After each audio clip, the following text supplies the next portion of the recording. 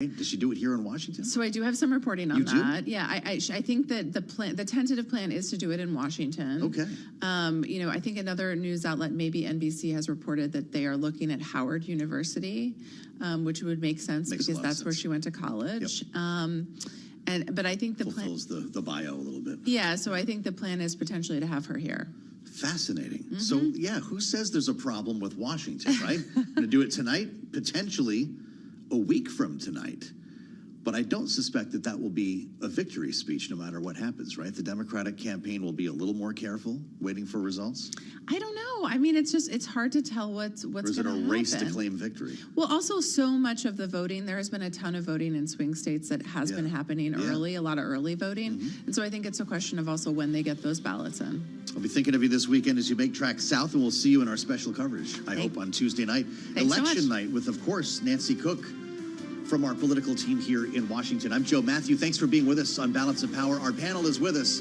Rick Davis and Jeannie Shanzano on the way next with 1 week to go. Thanks for spending part of your Tuesday with us right here on Bloomberg.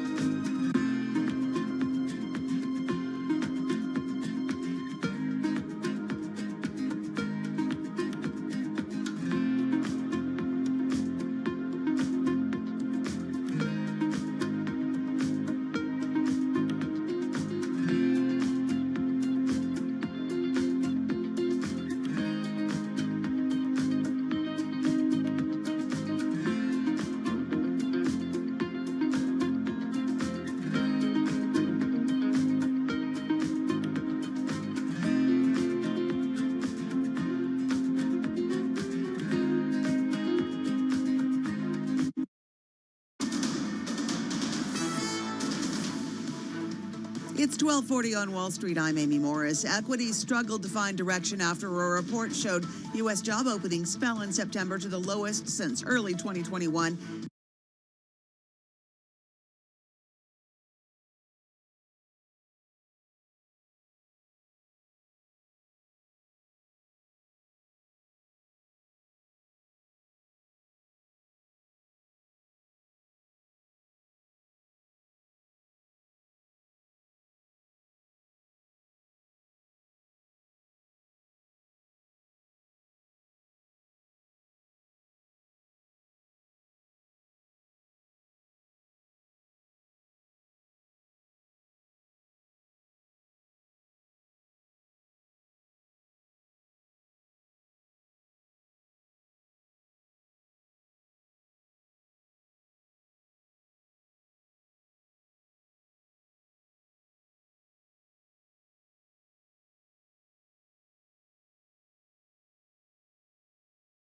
Layoffs picked up, consistent with a slowdown in the labor market. We check the markets for you all day long at Bloomberg. S&P 500 is up 7.5 points. NASDAQ up 86 points. The Dow is down 107 points, and the Russell 2000 index is down 16 points. The 10-year Treasury yield at 4.33%, the 2-year yield at 4.15%, and Brent crude is down 0.4%, now at $71.09 barrel. NYMEX crude oil down 0.4%, now at $67.08 per barrel. The Conference Board's Consumer Confidence Index scored the largest advance in 3 years in October. Chalk it up to renewed hope for the labor market after the U.S. added 250,000 jobs in September. Last week, the University of Michigan reported household sentiment hit a six-month high on lower interest rates. McDonald's shares now 0.2% lower after it reported sales short of Wall Street expectations in the third quarter, thanks to weakness in international markets. And sales at restaurants open at least 13 months were down 1.5%. That's even worse than analysts had projected. Ollie's Bargain Outlets had acquired 8 more Big Lots stores. They now have a total of 15. Those 8 stores were part of a bankruptcy auction for the second wave of Big Lots store closures, which included 170 stores. Ollie's officials say they're on track to open 50 new stores. For on-demand news 24 hours a day, subscribe to Bloomberg News Now wherever you get your podcasts. I'm Amy Morris, and that's a Bloomberg Business Flash. Now back to Balance of Power with Joe Matthew. All right, Amy, we thank you, of course, and thank you for joining us here on the Tuesday edition of Balance of Power. Thanks for making us part of your day. As we count down from 7, we're finally a week out. And we'll keep counting down until we start counting up, as we just established with Nancy Cook. Yeah, it's going to be great to get to Election Day. We'll have full smash coverage from World Headquarters in New York. Then we'll wake up Wednesday and start the real work, it looks like, waiting to find out who won, covering a series of lawsuits, potentially recounts, and a lot of time that it could take to find out who's going to be running things in the White House and on Capitol Hill. Enter the soft foul. If you watched or heard what took place at Madison Square Garden on Sunday night, it has created trouble for the Trump campaign, still reeling and on its heels after some very crude, racist, and sexist jokes were told. Several of them pointed directly at the Latino and more specifically Puerto Rican community, which you kind of need to win a state like Pennsylvania. Donald Trump talking last night. This was in Georgia. We'll get to Pennsylvania. He was in Powder Springs. Said we had a great rally at Madison Square Garden. Didn't mention any of the people who came before him. He said, sometimes I'll use a little bit, not hard foul, but soft foul. We call it soft foul, he says, to emphasize something about somebody's capabilities or whatever I might be talking about. No apology for what was said, none expected. As we know, the head of the Republican Party in Puerto Rico, the Catholic Archbishop Roberto Gonzalez, is specifically asking for an apology from Donald Trump. And by the sounds of things, J.D. Vance is not about to apologize either. We did hear from the running mate following some of the rhetoric. He was in that rally, by the way, of course, at Madison Square Garden. He talked about it. Here's his reaction on the other side. My own view on this is, look, again, I haven't seen the joke. maybe it's a stupid racist joke, as you said. Maybe it's not. I haven't seen it. I'm not going to comment on the specifics of the joke. But I think that we have to stop getting so offended at every little thing in the United States of America. I'm so over it. He was there, right? He spoke at the rally. And would be probably the only American who hasn't heard about it at this point, says he hasn't heard the joke. This would be the floating island of garbage joke. So it's going to be interesting to see what happens when Donald Trump gets to Allentown. And that's where I'm going here. 7 p.m. While Kamala Harris is on the mall, she's going to be on the ellipse doing her closing argument. Donald Trump will be doing a version of his own. In Allentown, Pennsylvania, which is a majority Latino city. It is home to tens of thousands of Puerto Ricans, many of whom are expected to be lined up in protest when he arrives. So the optics this evening are going to be something. And that's where we start today with our signature panel. Jeannie Shanzano is with us, along with Rick Davis, of course, both Bloomberg Politics contributors. She is Senior Democracy Fellow at the Center for the Study of the Presidency, Congress, political science professor, Iona University. Rick Davis, of course, partner at Stone Court Capital and Republican strategist. Great to have you both with us. I don't know where you want to start here, Rick, but how about we start in Allentown? We've spent a lot of time talking about Kamala Harris's approach here on the ellipse tonight. What does Donald Trump need to do? Because nobody expects an apology, but it seems he does have to put this Madison Square Garden flap behind him. How should he handle it? Yeah, I think he's going to handle it the same way he has always handled these kinds of flaps, right? First, never apologize, right? This is just not in his DNA to do. Two, he'll claim he's never met the person who has made these remarks, kind of like what we just heard J.D. Vance do. Oh, I didn't hear it. I don't know anything about this joke. And so I think they'll just blow right through it. I don't think he'll address it whatsoever. I think you're right. I think there'll be protests that will confront him with it, but he'll just blow by it. I mean, honestly, he'll just blow by it. I mean, honestly, I do think this is one of the things that's unique skill of Donald Trump's is that he is able to weather storms. I mean, it was, this time about 2 weeks earlier in the campaign that the Access Hollywood tape was presented to the public in all its glory. Honestly, words right out of his mouth, and he blew right through them. And he's been doing it every day since then. So I know what his strategy is going to be. But I would say, just as a comment, this may be the worst closing of presidential campaigns in history of American politics by both campaigns, right? His big close is a disaster, and hers on the mall could not be more tone deaf. So, I mean, the reality is, I just want this election to be over so that I watch two candidates stop beating themselves up and instead of beating each other up. I love superlatives, Jeannie. And if we're going to do it, if we're going to be the worst, we're going to be the worst of all time at the end of this campaign. Do you agree with Rick from a general standpoint there? Because I keep hearing that Kamala Harris is not going to do the speech that we thought. She's going to be optimistic, talk about the to-do list tonight. Yeah, first of all, Joe, I think you just said in the opening that you think you're going to sleep on election night and you will be waking up on Wednesday. I'm projecting. That's not true, Joe Matthew. Dream on. You'll be up all night. I agree with Rick on half of that. I think that the Trump closing is looking to be amongst the worst. I don't agree with that on the Harris campaign. But let's just go back to the Trump thing. He, right now, just a few minutes ago in Mar-a-Lago, did what Rick said. He doubled down. He did not apologize. So, the head of the Republican Party in Puerto Rico, he's going to have to hold his breath for that apology. It ain't coming. And Donald Trump said what? It was a room full of love on Sunday. It was an absolute love fest. So anybody who thinks he's going to apologize, it's not happening. He's going to go to Allentown. He's going to say the same exact thing.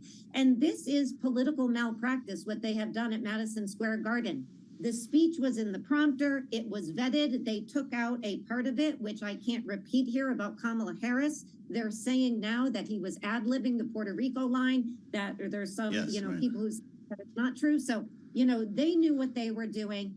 This is how they are closing this campaign, because this is two different campaigns. It's the campaign on the air. It's the campaign that we heard trying to rile up the base and get them out to vote. And so that is the worst closing we've seen. Not so, I will disagree with Rick on the Harris side. I don't know if it's the best yet, but it is important. The timing here couldn't be better for her. She's out talking about what to do to help Puerto Rico at the same time they're doing this in Sunday in the MSG. And tonight she goes where he started January 6th, and she says, who do you want in the White House? That, what we saw on Sunday, or me? And that is not a bad way to close this campaign for the Democrats. I'll never forget the stylings of the great Gary Busey, who was on Celebrity Apprentice, I believe it was the first season, when he described the essence of a friend, an enemy, he said, in reverse. I don't quote Gary Busey very often, Rick Davis, but I was struck when I heard Donald Trump say yesterday, I am the opposite of a Nazi. The fact that we have to actually go there in this campaign. What the Washington Post declared, an extraordinary declaration made 8 days before an election. If you have to say that out loud, Rick, how are you doing? Well, I think that's sort of par for the course. Kamala Harris has had to, deny that she's a Marxist, which I think is, sort of like along the same lines of name calling. I mean, last week she devoted 3 full days of her campaign to defining Donald Trump as a fascist, along the Nazi lines. So, I mean, like, this isn't what the American people want to hear. The American people want to hear how they're going to, improve the economy, how they're going to keep us safe, both domestically and overseas. This is just, descended into who can hit the bottom first. And we really thought that was what was going to happen with Joe Biden. And then we were delivered Kamala Harris, who says, oh, it's going to be about joy and happiness and wonderful things, my light versus dark. And now it's just who's the darkest at the end, right? John McCain used to have had a saying that he stole from someone, which is, it's always darkest before it's completely black. And that's where we are in this campaign. Wow, that's something.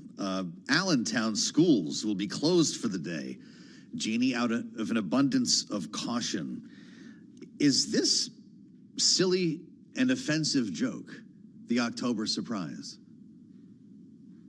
So far it is. And, I really don't think of it as a joke. This is something that he practiced. This is something that he had apparently vetted prior, the comedian. This campaign had him go there, and he ended this speech, which was an endorsement speech, trying to get people out to vote.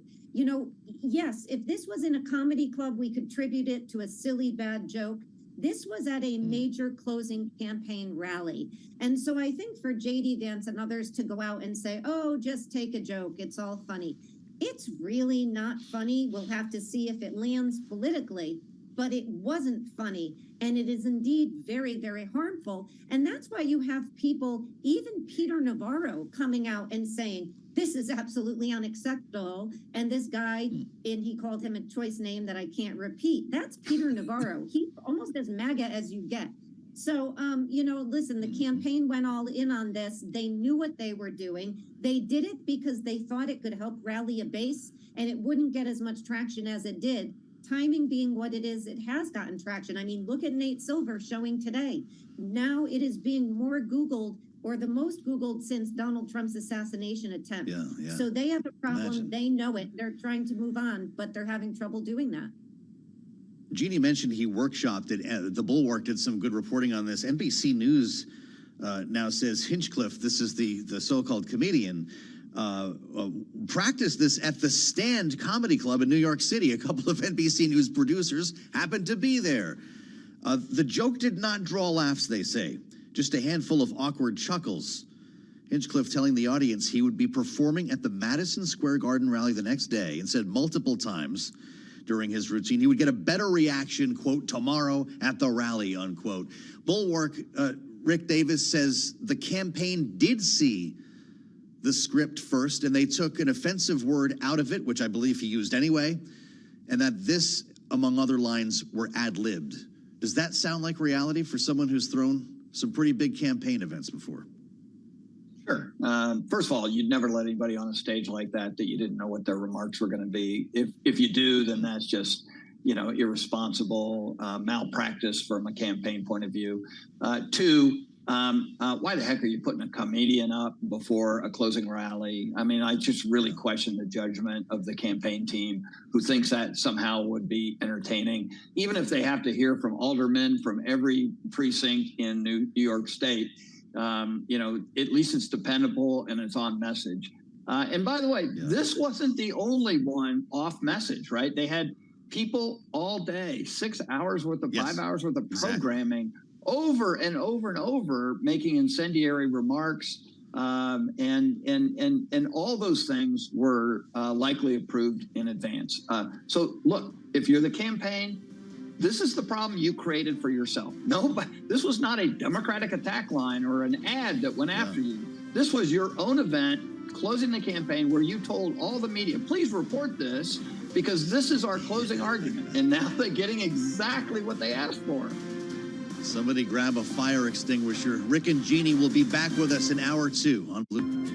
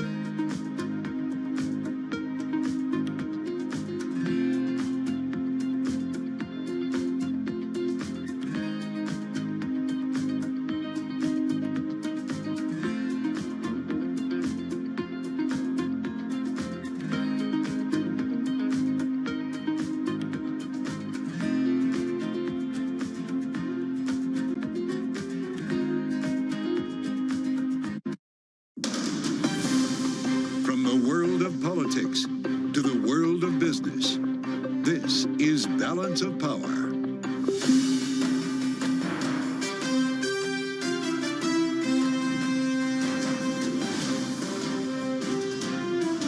Live from Washington, D.C. It's 1 week and counting. Welcome to the fastest show in politics as the presidential candidates deliver dueling speeches with the polls tied 7 days out to Election Day. I'm Joe Matthew alongside Kaylee Lines in Washington. Welcome to the Tuesday edition of Balance of Power here on Bloomberg TV and radio. Kaylee, voters have quite a contrast today. Yep. Kamala Harris on the ellipse invoking images of January 6th, Donald Trump in Allentown, talking issues and hoping to get past some of the rhetoric from Sunday night at Madison Square Garden. Yeah, Allentown, Pennsylvania, noteworthy because it does have a heavy concentration of Puerto Ricans there. In fact, the first Latino mayor of that town is currently in office as he tries to shift the focus from the comedian that appeared at his rally in Madison Square Garden, calling Puerto Rico a floating island of garbage. Meantime, Kamala Harris may be striking a bit of a different tone than we expected when we do hear from her at the ellipse this evening. Perhaps a bit more positivity, less focus on darkness and the threat of a Donald Trump presidency. So we're hearing in the last 24 hours, there have been some questions about whether she should be talking about her own plans, maybe more than the threats posed by Donald Trump. So we could get somewhat of a hybrid. It's hard to turn away from the optics. Kaylee, she'll be standing in the same spot that Donald Trump stood on January 6th. Yeah, the optics are certainly going to be incredible, knowing there is just a week left to go. There's limited time to change minds, and at this stage in the race, limited minds left to change. We'll have a live report from here in Washington with Bloomberg's Tyler Kendall in just a moment. But first, as always, we begin with a check on the financial markets, and Amy Morris has a look at that for us. Hey, Amy. Hi, Kaylee. A mixed bag of economic data and more big tech earnings later this afternoon has stocks struggling to gain any traction. We check the markets for you all day long here at Bloomberg. The S&P 500 now up 16 points. NASDAQ up 118 points. The Dow is down 30 points, and the Russell 2000 index is down about 14 points. The 10-year Treasury yield at 4.32%. The 2-year yield at 4.15%. Job openings fell in September to the lowest since early 2021, and layoffs picked up, consistent with a slowdown in the labor market. The JOLTS survey shows available positions decreased to 7.44 million from a downwardly revised 7.86 million reading in August. The median estimate in a Bloomberg survey of economists called for 8 million openings. McDonald's sales fell short of Wall Street expectations in the third quarter. The fast food giant reported weakness in international markets, and sales at restaurants open at least 13 months fell 1.5%. That's worse than analysts expected. Analysts and investors are already looking ahead to the fourth quarter. They're trying to assess the impact of that E. coli outbreak that was linked to the company's quarter pounders that became public last week. Shares of McDonald's are, right now, little changed. For on-demand news 24 hours a day, subscribe to Bloomberg News Now wherever you get your podcasts. I'm Amy Morris, and that's a Bloomberg Business Flash. Now back to Balance of Power with Joe Matthew and Kaylee Lines. All right, Amy Morris, thank you so much. Just after 1 p.m. Wall Street time, about 6 hours from now, is when we expect two dueling, almost primetime events. Kamala Harris with her speech at the ellipse here in Washington, the site of the speech Donald Trump gave on January 6, 2021, before his supporters stormed the Capitol. Meantime, Donald Trump himself, at the exact same time, as we mentioned, will be in Allentown, Pennsylvania. Pennsylvania, noteworthy, one of the 7 swing states we are watching, perhaps the most crucial in determining the actual outcome of the Electoral College. And it has raised some eyebrows, the fact that Kamala Harris is choosing to spend her time today not in a swing state, but here in Washington, D.C. This is true. It is also true that Harris and Walz are hitting all 7 swing states over the course of the week. But questions about whether these optics are positive or negative. Rick Davis will remind us that nobody wants to be associated with Washington, which is associated with so many negative things at a time like this. But this is a little bit different today. One thing we do know, Kaylee, is that there's been an enormous request for attendance to the point where they've had to get another permit to allow for a much larger crowd. And Bloomberg's Tyler Kendall has made her way down to the ellipse alongside the National Mall here to get a sense of what we're in for. She joins us now with a live report. Tyler, how's it coming together? Yeah, hey, Joe, I'm here just outside the security zone of the National Mall behind me. Currently, Secret Service is doing their sweeps before letting in the press as well as attendees ahead of that 7 p.m. Eastern speech. Now, the head of the D.C. police says that they are now expecting 52,000 people to flock here tonight to the National Mall and also to these overflow zones that they are starting to set up around the perimeter, because as you mentioned, this is way bigger than they originally permitted for. Now, in terms of what to expect tonight, as you both have been covering, the messaging has kind of been evolving. You spoke about this last hour with former Congressman Denver Riggleman, who spoke about this idea of having to thread the needle between an optimistic message, but also by what the Harris campaign has been calling defending democracy. As you point out, a senior Harris campaign official tells reporters that the reason why this spot was picked is because it's the exact same location where former President Donald Trump addressed supporters on January 6th of 2021 before they stormed the Capitol. Now, for a sense of the kind of messaging that we might hear tonight, I want you guys to take a listen here to Vice President Kamala Harris making her last pitch to voters in Michigan late last evening. It is one of the highest forms of patriotism, love of our country, to then fight for the ideals of our country and to fight to realize the promise of America. That's what our campaign is about. That's what we are about. And one of the most powerful ways that we will do that is with our vote. Now, we've also heard from the Harris campaign that she could also potentially focus in on some key issues for voters, including the economy and immigration. These are repeatedly the top two issues for voters in our Bloomberg News Morning Consult poll. They're also the top two issues where Vice President Kamala Harris falls behind former President Donald Trump when it comes to voter confidence in handling these issues. I'd point you to our most recent poll, which has former President Donald Trump leading Vice President Harris by 5 percentage points when it comes to voter confidence in handling the economy. So this really is going to be one of her last pitches to American voters who remain undecided. Bloomberg's tracking about 5% of likely voters are still undecided. And as you both know, that could definitely tip the election. Yeah, the margin could be well within 5% ultimately when all is said and done, Tyler. In the meantime, Donald Trump, as we mentioned, going to be in Allentown, Pennsylvania this evening, right around the same time. To what extent should we expect that to be a direct counter to the things Kamala Harris will be saying? Exactly. We are expecting that for him to walk on stage in Allentown, Pennsylvania, exactly when Vice President Harris takes the stage here on the National Mall. As you guys have been covering, Pennsylvania, a critical battleground state this election cycle. I'll just point you to our Bloomberg News poll again because it is filled with so much information leading into 1 week to Election Day, which shows former President Trump actually falling behind Vice President Kamala Harris in Pennsylvania by about 1.7 percentage points. So this is clearly a state that he is trying to zone in on as we head into the final stages here. And we are expecting Vice President Kamala Harris to get back on the trail in this final blitz to hit all of these battleground states that we're tracking. All right, Tyler, thank you so much. With us from the scene of the speech a bit later on today, that's scheduled, by the way, for 7 p.m. Eastern time. As Kaylee mentioned, Bloomberg's Tyler Kendall with a lot of people on the way to the National Mall. It's going to be a difficult time to get around the Capitol, Kaylee, as we get our way closer to that hour. Knowing that Kamala Harris has been spending a lot of time in swing states and most recently in Pennsylvania on Sunday while Donald Trump was at Madison Square Garden, appealing to young voters of color. This is something that we talked about with Mark Morial in the late edition of Balance of Power yesterday. This is in advance of a conversation we're going to have with Derek Johnson from the NAACP, out with their final poll before the election against the backdrop of a narrative that Kamala Harris is struggling to maintain and win over the support of young men of color. This is something that Mark Morial took issue with, as we heard here on Bloomberg TV and radio. Let's listen.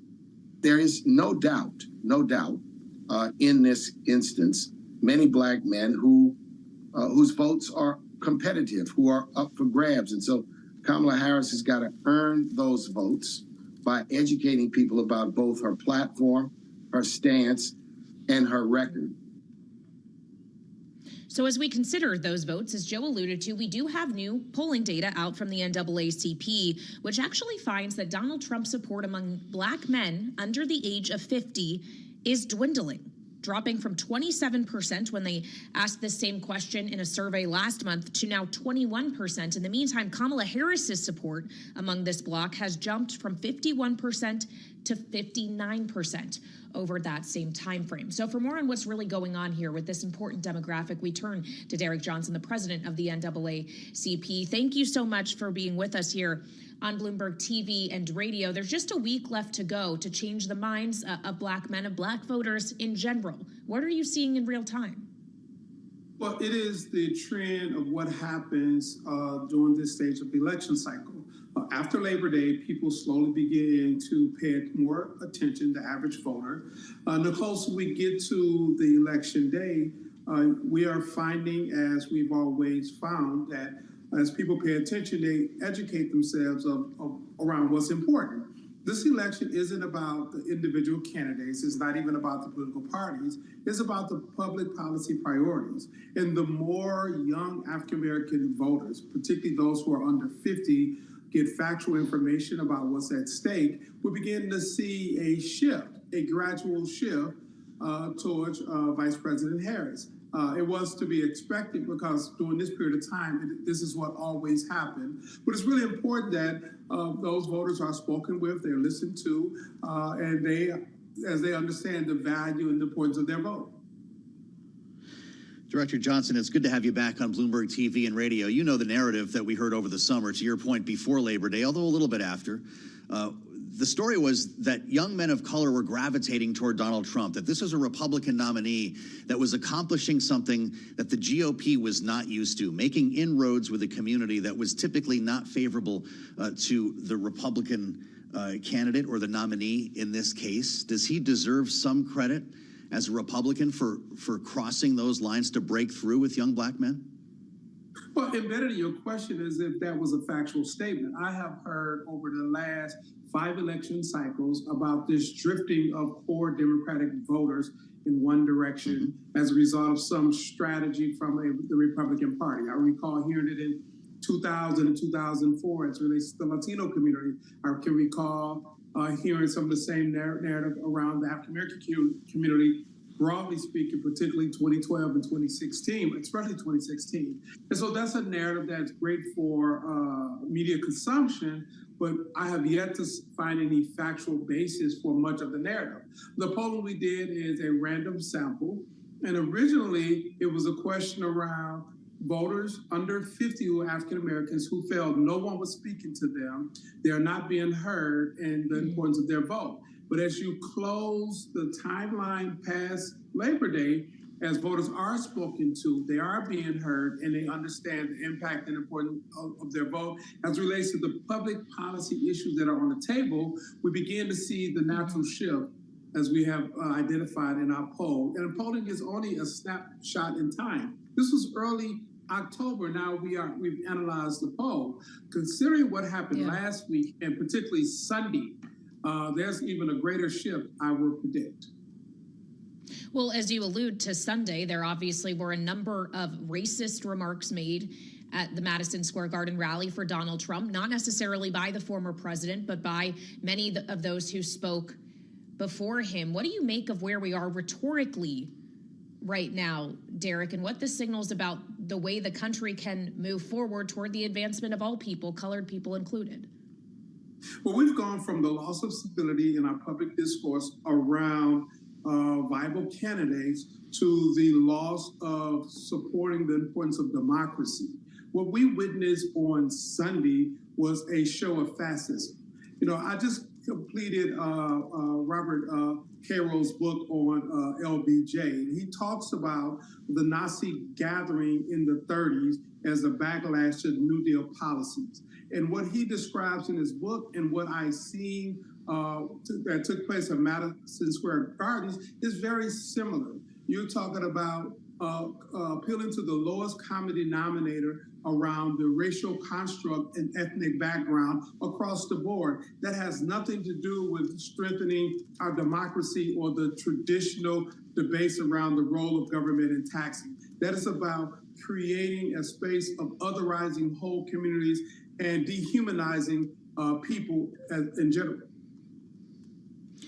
It's interesting. We heard from J.D. Vance, of course, Donald Trump's running mate on this, and he is obviously taking a different tack than you are in this case, Director Johnson. We're just getting this ready because he was asked about it and spoke to some of the offensive rhetoric that we heard at Madison Square Garden, remembering that he was there. He had a speaking role in this 5-hour rally. And even though he claims he didn't hear this joke, he reacted to the overall criticism. Here he is. And my own view on this is, look, again, I haven't seen the joke. Maybe it's a stupid racist joke, as you said. Maybe it's not. I haven't seen it. I'm not going to comment on the specifics of the joke. But I think that we have to stop getting so offended at every little thing in the United States of America. I'm so over it. Just want you to react to that, Derek Johnson, that we're too easily offended at every little thing in the United States of America.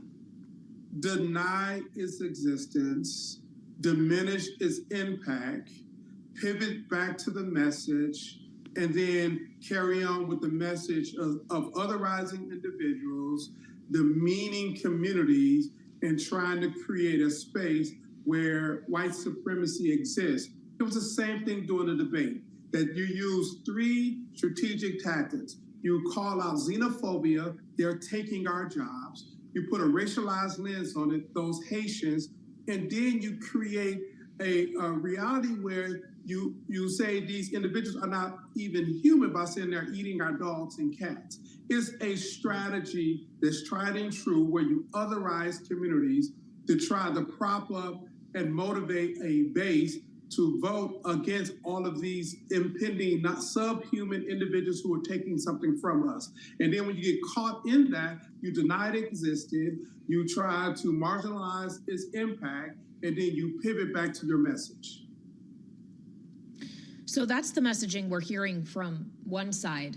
Derek, we'll hear more messaging, the closing argument as it's being billed from Kamala Harris tonight at the Ellipse here in Washington. What does she need to say to Black voters? Well, I don't think it's one side versus the other side in this case. It's those who support democracy and celebrate the diversity that we have grown into being. I recall being in school and we talked about America is a mixing pot. And it brings in ethnic groups and racial diversity from around the globe. Even former President Reagan talked about that we celebrate our diversity, that you could be Eastern European, you could be Catholic or Jewish, but once you become an American citizen, we're all Americans. And that was the 1980s Ronald Reagan.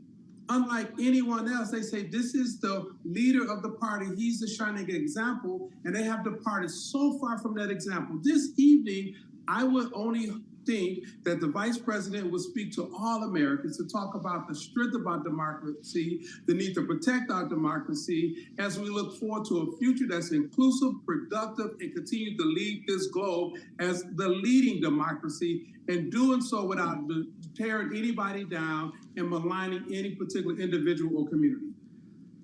We've only got about 30 seconds left, sir. Will Kamala Harris enjoy the same level of support from Black Americans that Joe Biden did in 2020?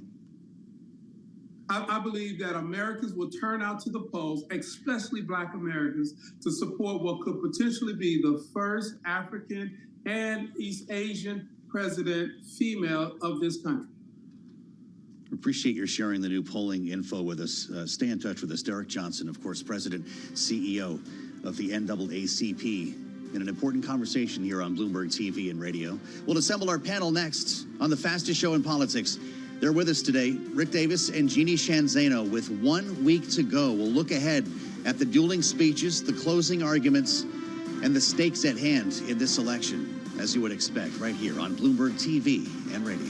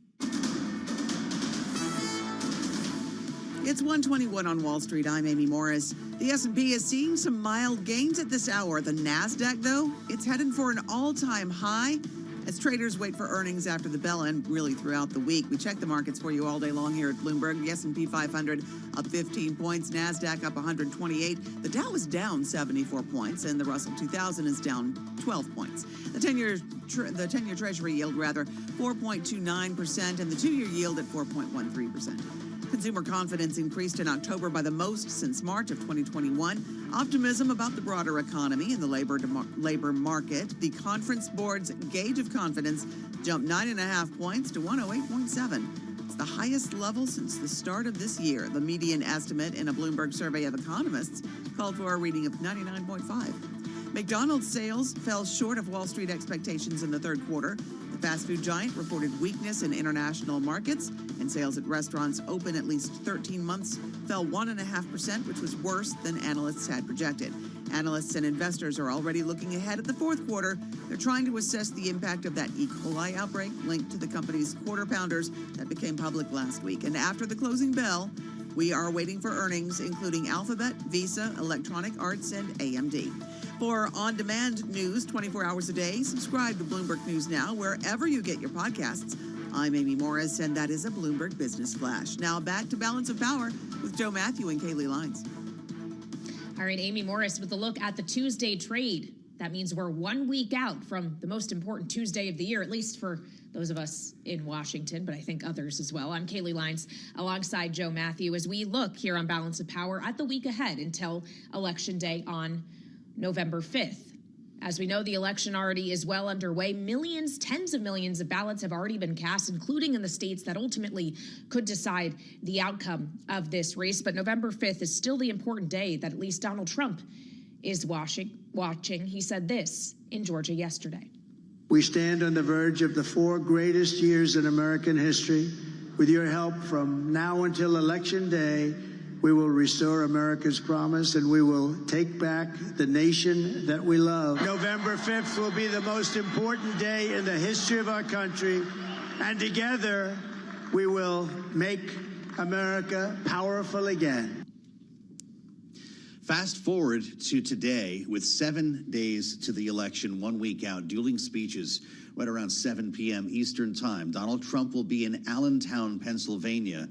He is expected to be greeted by protesters, Puerto Rican voters who are still sore about some of the language that was used. We were just discussing it with Derek Johnson from the NAACP at Madison Square Garden on Sunday night. Allentown happens to be a majority Latino city where Donald Trump will be landing a bit later on. Kamala Harris again on the ellipse here in Washington, D.C., with what appears to be an evolving speech. We're going to talk about this with our signature panel now. Rick Davis and Jeannie Shanzano are with us, Bloomberg Politics contributors. She is political science professor at Iona University. He is partner at Stone Court Capital and Republican strategist.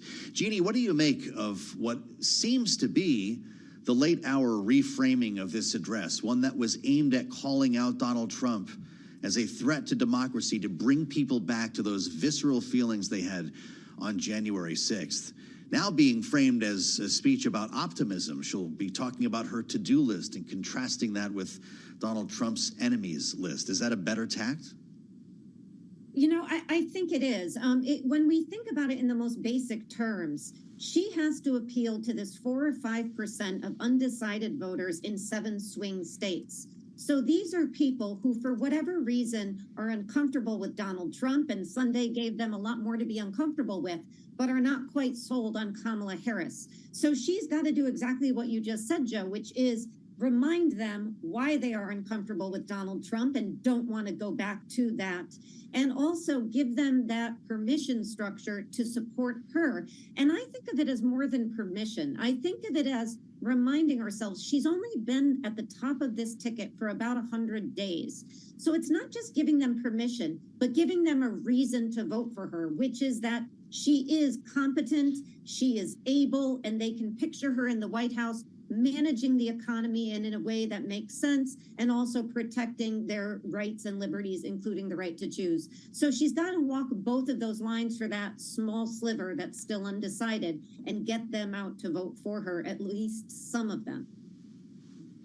Well, so Rick, what is your degree of confidence on her ability to do that, and to strike the right messaging tone, not necessarily all the dark, doom, gloom, threats to democracy, fascism, unfitness for office, but to also be a voice of positivity this evening, as it does seem the campaign is trying to spin us forward into saying this will be a different speech than perhaps we thought?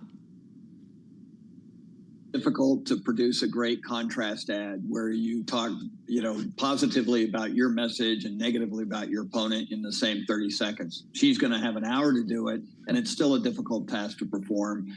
The reality is that I think it's somewhat challenged to do it in a place that harkens back such memories as January 6th, and overcoming the idea that you're going to be there in Washington on the Mall at the site where Donald Trump launched an insurrection against the democracy and attacked the Capitol, and then not make that about the speech actually doesn't make any sense to me. If you want to talk about your plans going forward, what you're going to do on day one, how you're going to improve the lives of Americans, who 64% of which say the country is on the wrong track during her administration, then why would you do it in a place that actually isn't going to appeal physically to that same message? Why don't you go to a state that has actually been reeling from economic downturn that's occurred in your administration and talk about how you're different than this administration? I mean, it just doesn't really make much sense to me, but it's a tough task. And all Donald Trump's got to do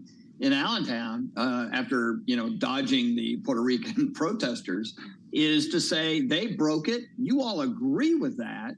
I'm going to fix it. And I fixed it in 2016, and I'll do it again in 2024. So he's got a much easier close task, and he couldn't even get that right, at Madison Square Garden on Sunday.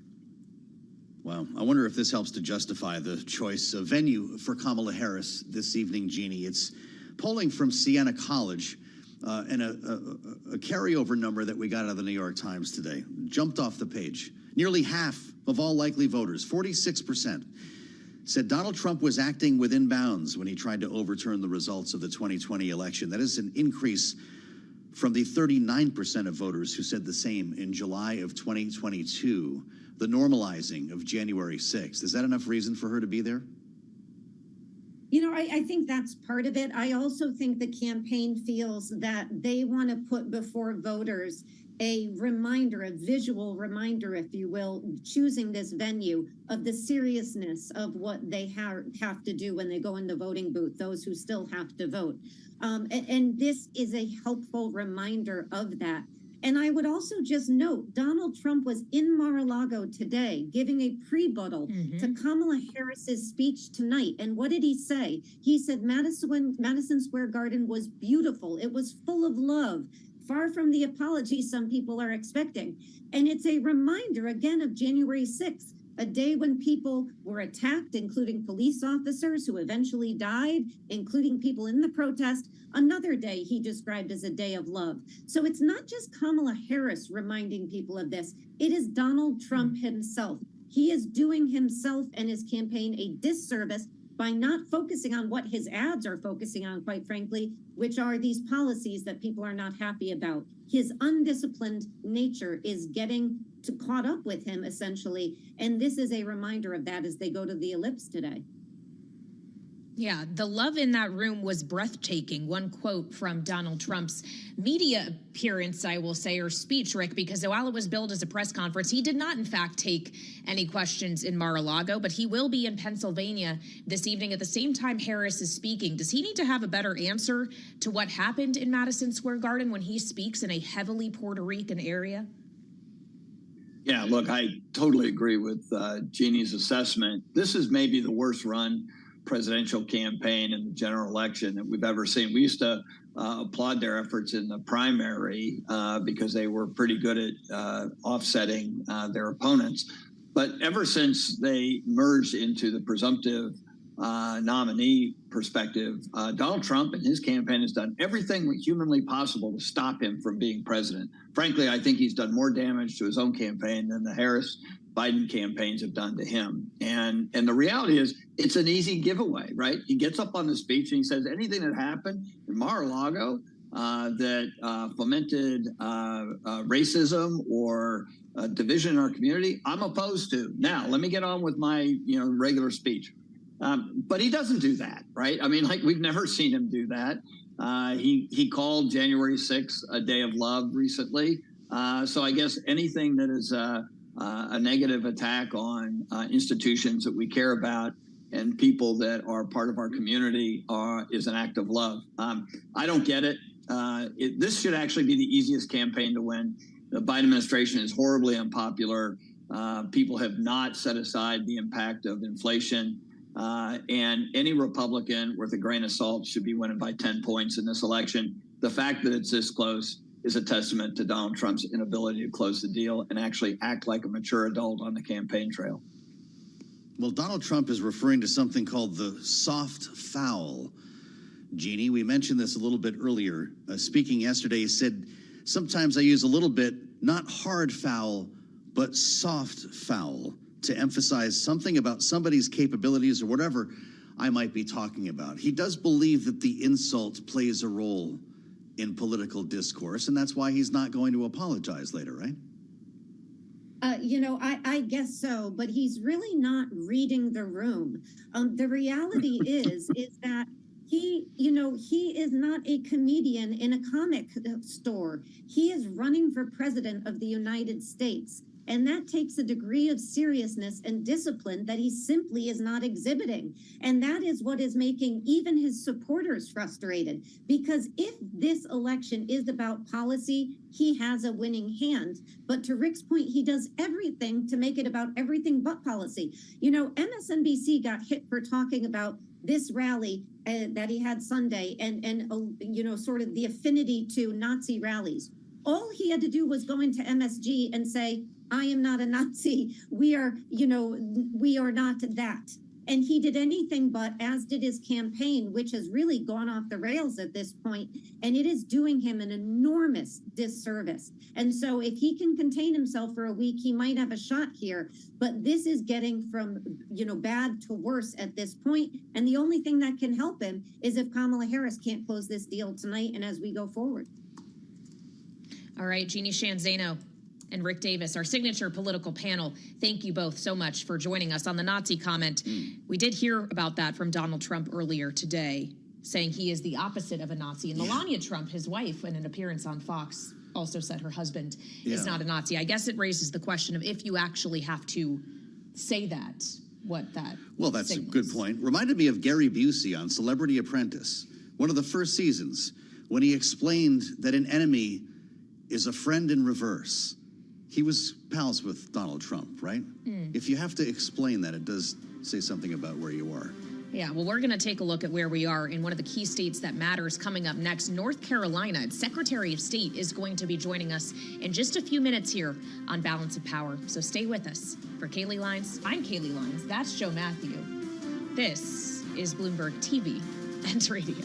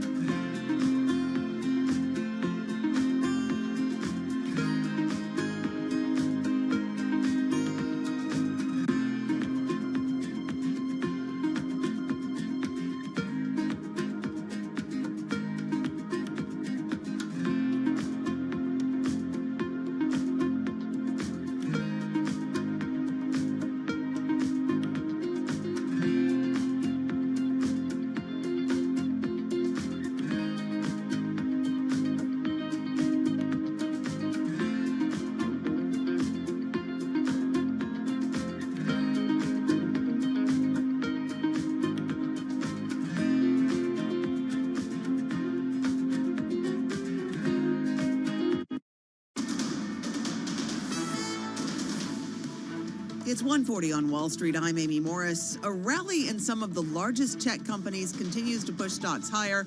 Alphabet's going to be reporting earnings after the closing bell today. We checked in the markets all day long here at Bloomberg. The S&P 500 now up 14 points. NASDAQ up 138 points. The Dow is down 98 points. And the Russell 2000 is down 11 points. The 10-year Treasury yield at 4.29%. The 2-year yield at 4.13%. Consumer confidence in the U.S. has increased in October to 108.7. The Conference Board's gauge of confidence jumped 9.5 points to the highest level since December of 2021. The median estimate in a Bloomberg survey of economists called for a reading of 99.5. Even with the advance, the consumer confidence gauge remains well below pre-pandemic levels. Pfizer shares are 1.6% lower after it raised its guidance. Third quarter sales of Paxlovid soared to $2.7 billion, way past analyst estimates, thanks to a summer wave of COVID infections. COVID vaccine sales also beat estimates. The company is looking to fend off public criticism from activist investor Starboard Value, which has accused the C-suite of mismanagement. Starboard reportedly has taken a $1 billion stake and is agitating for change, saying management strategy has wiped $20 billion off the company's market value. For on-demand news 24 hours a day, subscribe to Bloomberg News Now wherever you get your podcasts. I'm Amy Morris, and that's a Bloomberg Business Flash. Now back to Balance of Power with Joe Matthew and Kaylee Lines. Amy Morris, thank you so much, and welcome to the Tuesday edition of Balance of Power as we count down 7 days to Election Day. But of course, a lot of people have already voted. Roughly a third so far as we watch early voting take place in swing states and others around the country here. And as of yesterday, we've had a close eye, Kaylee, on North Carolina, of course, suffered enormous damage from Hurricane Helene. And there were a lot of concerns about ballot access. Some rules had to be changed, whether people would even be paying attention to the election, knowing that they had such devastation to deal with. Nearly 3 million people have voted in North Carolina. It's quite remarkable. More than a third of the state's registered voters. The 25 counties that FEMA declared as disaster areas in western North Carolina are also holding up at a pretty healthy clip. It seems the state is doing a really good job. Well, and we wanted to speak with someone from the state on this, as this is ultimately one of the 7 that could decide the Electoral College and therefore the outcome of the presidential election. Joining us now on Bloomberg TV and radio is North Carolina's Secretary of State, Elaine Marshall. Madam Secretary, thank you for being here on Balance of Power. As Joe mentions that we are seeing relatively strong turnout early in some of these areas that were devastated by Hurricane Helene. Are there still problem areas that we should be aware of, people who are having difficulty in figuring out how they can vote in this election, knowing that the deadline for absentee ballots to be requested in North Carolina is today? Well, thank you so much for having me on, and thank you very much for your interest in North Carolina. Indeed, Western North Carolina was devastated. There are some things about Western North Carolina that are heartbreaking, and there are others that are heartwarming. The fact that the voting is not appreciably off in Western North Carolina, considering 4 years ago, that's very heartwarming. What is heartbreaking is some misinformation about voting and about FEMA relief out there. To update your numbers a little bit more, as of last night, it was over 3.1 million North Carolinians who had voted. So we are on a very good pathway to have an excellent turnout. And we've got up until Saturday at 2 o'clock or 3 o'clock in the afternoon, and until everybody can vote. Now, until the early voting, and then we go to Election Day. There have been some changes that help improve the access in Western North Carolina. The General Assembly did a couple of things. They added some early vote sites in 2 different counties that were pretty hard hit to make it easier for folks to reach an early vote site. Another thing that they did regards absentee ballots.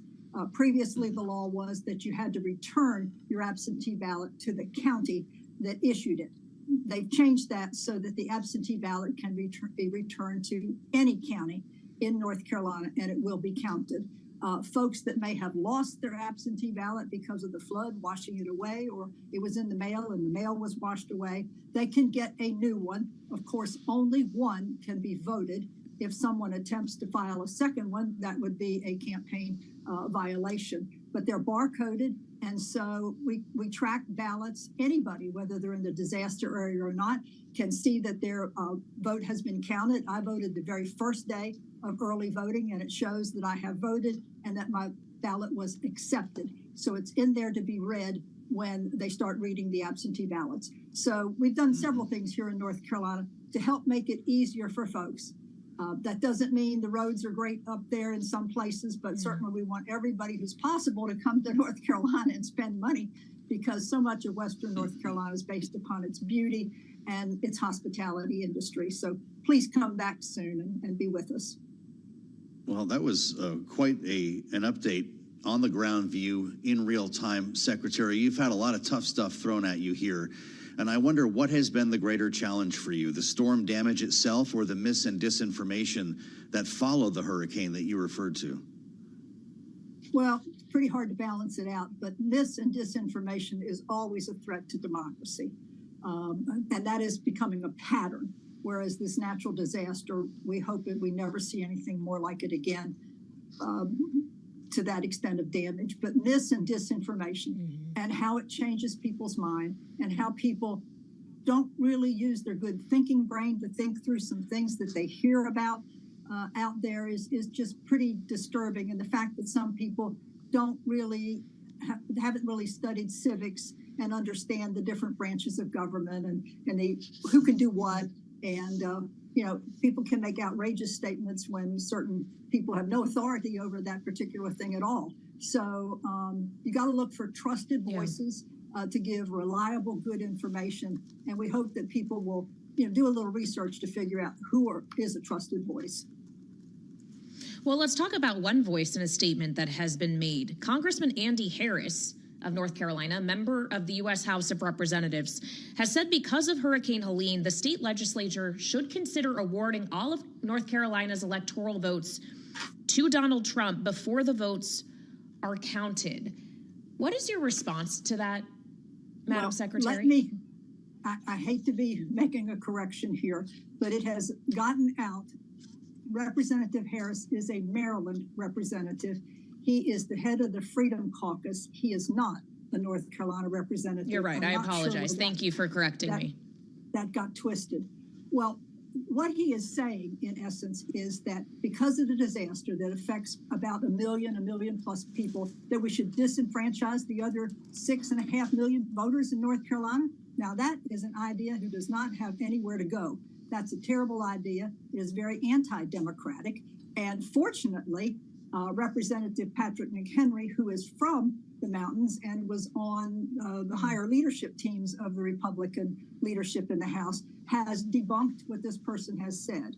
What is kind of bad about some of the disinformation is that even though our Western leaders, who are predominantly Republican, have said that these things are not correct, whether it's FEMA, other issues, they're not really calling out the voices that have amplified it, such as the presidential and vice presidential candidates on the Republican ticket. And I'm just very sorry that they're harming our people through this disinformation and negligent speaking campaign. We should note that Harris has since then, he was having a theoretical conversation for what it's worth. It doesn't seem that's going to be happening. Secretary, I wonder your thoughts on an important visit to Asheville from Tim Walz, and whether Asheville is prepared, whether logistically this might present challenges to voters trying to get to the polls, never mind rebuild from the storm. Well, there's going to be difficulty getting around Asheville. That's one of the worst hit areas, and it's going to take some time for the state to go back and state and county to rebuild the infrastructure. But folks are hardy. The schools in Western North Carolina are all open, or one last one will be coming on the week of election. So, we're back to normal. Appalachian State and Western Carolina had football games last weekend. Sadly, only one of the two won, but, life is getting back to normal. Mountain people are incredibly resilient. You have to be to live in the mountains. That's just one of the inevitabilities. It's beautiful, but at times it's harsh. And so I've done economic development work for the state, and I have found leaders when I've talked to them about why did you pick North Carolina?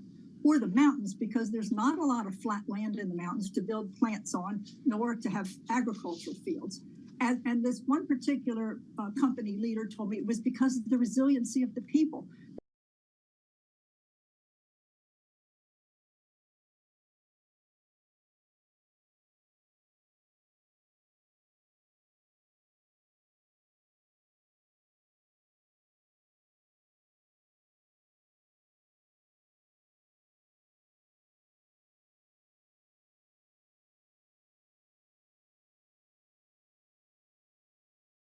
We think that there is training going on in the state to try to pick issues about people and report to the election officials in the effort to challenge certain voters. Intimidation of voters should never be a part of the American electorate. Nor should intimidation of election workers, Secretary. It's become a pretty dangerous job in some places. Being an election worker is certainly one fraught with risk, physically, if not socially, as we experienced following the 2020 elections. How's morale on your team? Well, it's not really my team, since it's the State Board of Elections rather than my office. But I do know from anecdotal information that folks are two things. Number one, they're mindful because of what they're hearing in other states happening. And so they're taking special precautions for their own safety.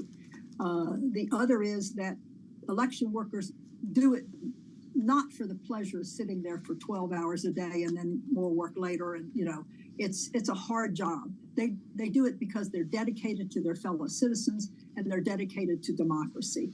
So we don't need to do anything to impact that. We need to lift these people up, protect them in all ways that we can.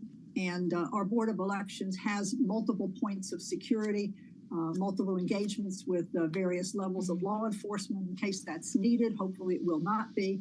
But I think the public needs to know that the machines have been certified, they've been calibrated and reevaluated right before this election. They will be reevaluated at the end of the election to make sure that the machines are counting just right. And we have paper here in North Carolina so that we can go back and rebuild the vote. If any machine for some reason malfunctions,